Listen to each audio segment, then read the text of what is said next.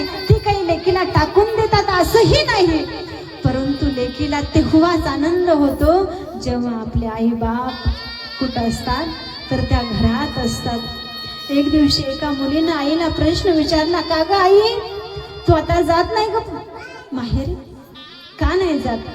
म्हणले, बाळा मी पहिला 8 दिवसाला माहेरी जायची, रोज मला फोन यायचा, ताई कधी येतेस ग, ताई कधी येतेस ग.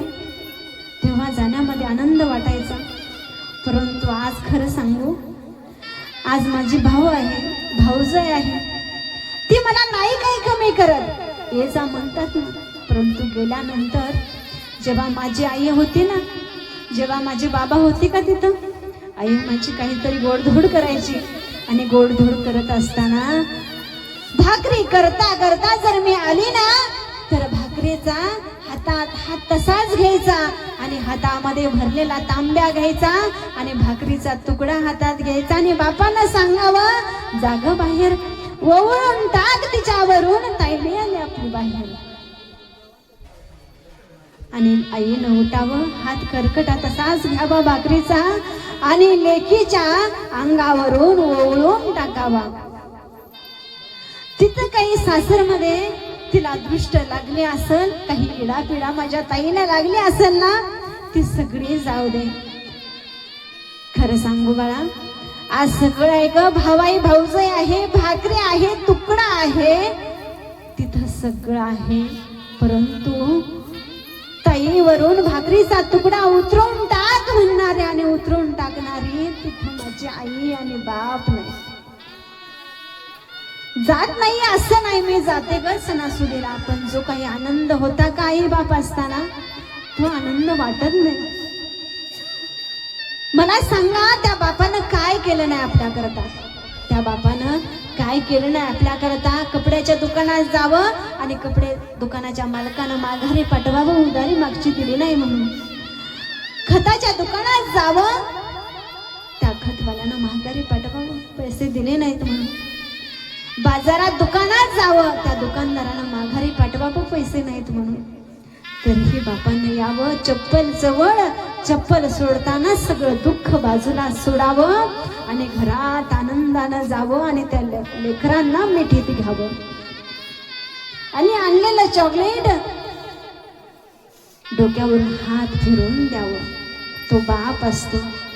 बाप असल्यानंतर जो माणूस असतो का, तो आनंदानं आणि अगदी प्रेमानं जगत असतो. पण एकदा का बाप आयुष्यातला गेला आणि एकदा का आई आयुष्यातली गेली तर आपल्याला प्रेम करणारा, जीव लावणारे ह्या आयुष्यात कोणीच नसतं. हे जग दुनिया बदलले, ह्या जगाला सगळं कळतं, परंतु दोन आपले आई वडील फक्त कळत नाहीत.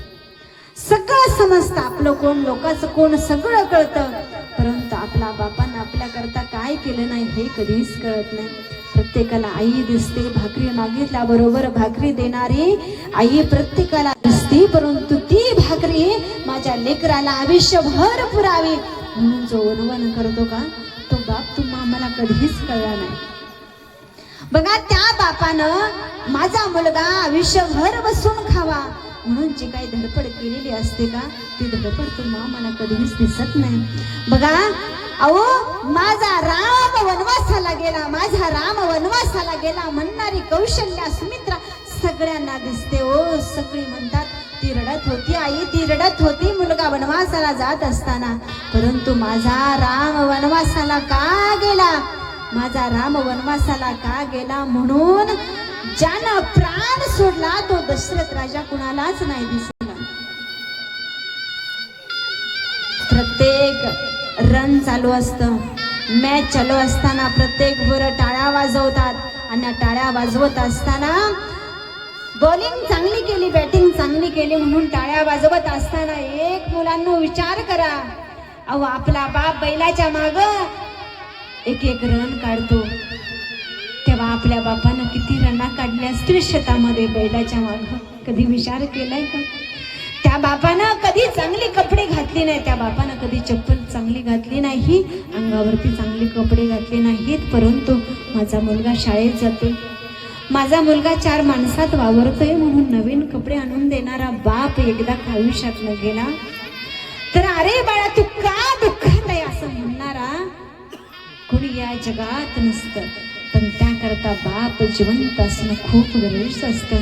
मला सांगा, आरती असते, पंथी असते, ती पंथी लाकडाची आहे का मातीची आहे, का कशाची आहे, सोन्याची आहे का चांदीची आहे, कोणी बघतं का हो.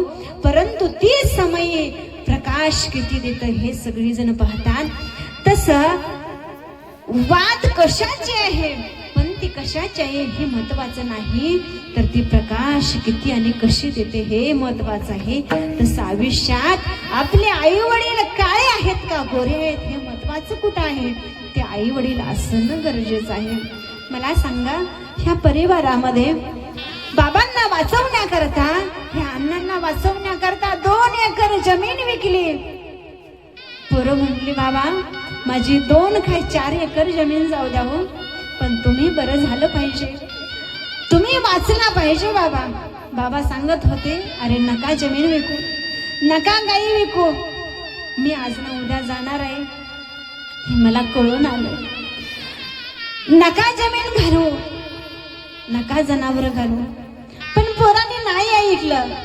बाबा तुम्ही आहे तर आम्ही पुन्हा कमवू सगळं, 2 काय 4 एकर जमीन घेऊ बाबा, 4 काय 10 गाई घेऊ बाबा, पण आम्ही तुम्हाला बरं करू बाबा. परंतु हॉस्पिटलमध्ये असताना ज्यावेळेस बाबा होते, बाबा म्हणत होते, तुम्ही सुखात राहा, तुम्ही समाधानात राहा, मी आता जाणार आहे, नका काळजी करू मागची. परंतु तुम्ही जे काही 2 एकर विकले का, तुम्ही काही जनावर विकलेत का, तुम्हाला सांगलो, अहो ह्या 3 वर्षानंतर, ह्या 4 वर्षानंतर तोनाची 5 एकर जमीन तुमच्याकडे येईल बाबा. ही दावण आता एवढी दिसते का, याच्यापेक्षा जास्त दावण तुमच्या दारात दिसेल बाबा. परंतु तुमच्या आयुष्यातले जे काही अण्णा गेलेत का, ते तुम्हाला नाहीत परत दिसणार. दिवाळीचा सण आला बाबांनो, तुम्हाला पाहुण्यांनी लाडू आणून दिले, चकल्या आणून दिल्या, तुम्ही चकल्या खाल्ल्या, लाडू खाल्ले, चिवडा खाल्ले, सगळं खाल्लं. सगळ्यांच्या घरासमोर आकाश दिवे लागले, सगळ्यांच्या दारात लाइटिंग लागल्या, दिवे लागले बाबा. सगळ्यांनी दिवाळी आणून दिली, आम्ही दिवाळी खाल्ली. सगळ्यांच्या दारात पंत्या लागल्या, पण बाबा आपल्या दारात पंती नाही लागली. आमच्या दारात तुम्ही गेला बाबा, परंतु तुमच्या बरोबर आमचा आनंद गेला. एक सांगू का बाबा, आम्हाला सगळं भेटलं दिवाळीत, प्रत्येक सण पाहुण्यांनी आणून दिले बाबा, आम्हाला सगळं पाहायला भेटलं. परंतु अण्णा तुम्हाला एक सांगू बरं का अण्णा, तुम्ही गेला आणि तुम्ही गेल्यानंतर आम्हाला सगळं भेटलं, पण फक्त सगळं भेटलं, लाडू भेटला, चिवडा भेटला, पण अण्णा तुम्हीच फक्त भेटला नाही आम्हाला. आम्हाला सगळं भेटलं अण्णा, परंतु फक्त तुम्ही भेटला नाही. तुम्ही कितीही प्रयत्न केला आता, तर अण्णा परत येणार नाही आणि परत तुम्हाला दिसणारही नाही. ताईंना विचारलं, ताई त्या फोटोकडे हात करा, अण्णाला आवाज दे, अण्णा. ताई आवाज दे, परंतु फोटोतून अण्णा ओ म्हणणार नाही. फोटोतून अण्णा कागद ताई कधी आलीस विचारणार नाहीत. ताई आवाज देईल त्यांना, परंतु अण्णा ओ बोलणार नाहीत. ही मुलं आहेत का कोणी कष्ट करून सगळं कमवलं, परंतु कष्ट करता करता नशीब असतं, ज्याला जेवढं आयुष्य असतं का तेवढंच जगायला येतं. म्हणून अण्णांचं तेवढंच आयुष्य होतं, तेवढं जगले आणि बाकीच्यांची जबाबदारी मुलांवरती सोडून गेले. आणि ती जबाबदारी चोखपणे दोन्ही मुलांनी सांभाळायची. आणि जोपर्यंत मुलांच्या जीवामध्ये जीव असोस तोवर ताईला अंतर द्यायचं नाही, ही बाबा सांगून गेले. आणि तसंच हे वागतात आणि करतात. जाता जाता बाबांना एकच श्रद्धांजली असेल, बाबा तुम्ही जिथं जिथं गेले असाल तिथं तुम्हाला फक्त भगवंताचे चरण भेटावेत, एवढीच आम्ही सर्व परिवारातर्फे आम्ही प्रार्थना करतो. देवा, ए देवा, ह्या परिवाराला दुसरं काही नको रे, सुख संपत्ती यांच्या कष्टानं भेटेल, यांच्या नशिबानं भेटेल, परंतु एकच आशीर्वाद दे, त्या अण्णांना फक्त काय कर, देवाच्या पायाजवळ जागा दे आणि या सर्व मुलांकडून काय कर, चांगले सत्कर्म करून घे. एवढीच आपण भगवंताला प्रार्थना करूया आणि सेवेला इथेच पूर्ण विराम देऊया, कारण फुलांचा वेळ झाला आहे. मला इथे